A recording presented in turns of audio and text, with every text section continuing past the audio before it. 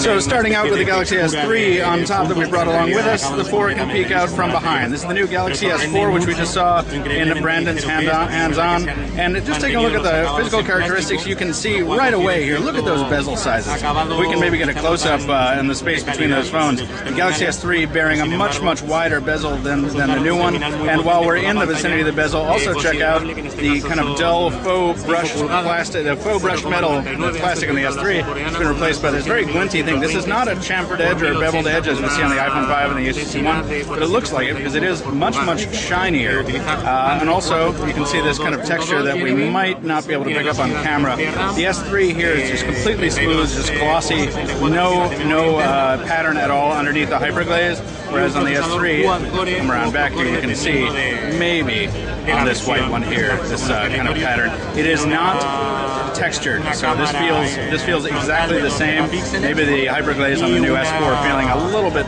less frictiony. Look at the size of that camera lens here. That lens cover is huge for that 13 megapixel sensor, and unless my eyes are deceiving me, even that lens is larger. Obviously this is our Verizon version of the Galaxy S3 here, but the processor inside the S4 is substantially more powerful depending on the version you're talking about.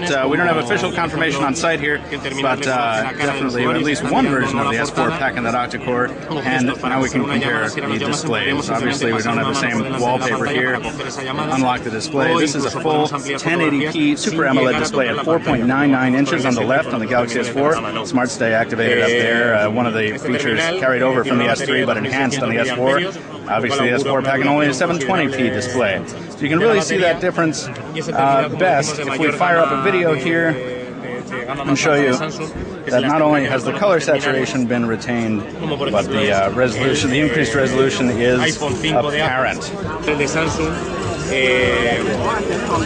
La pantalla a la vista está que ofrece muchísima más información por la de Samsung.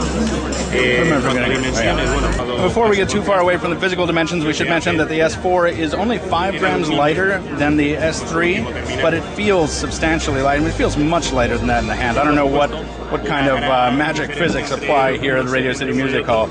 But the S4 definitely has a much different feel in the hand. It looks a bit more like the Note 2, but it is certainly nowhere near the size of the Note 2. You can see the speaker has been moved from the upper right down to the lower left on the S4. And the flash has been moved around a little bit. You know, these are kind of minor changes.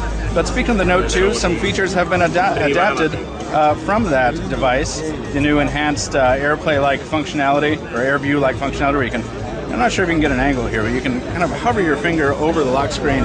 I'm not touching the lock screen, but it is responding to my proximity. I can use this display with gloved hands if I want to. And if we hop into something like the gallery, by the way, while we're doing that, you'll notice that TouchWiz is almost completely unchanged between these two devices. I mean, the TouchWiz almost could not have been given a more subtle revamp, if we can even call it a revamp. It's basically the same nature UX.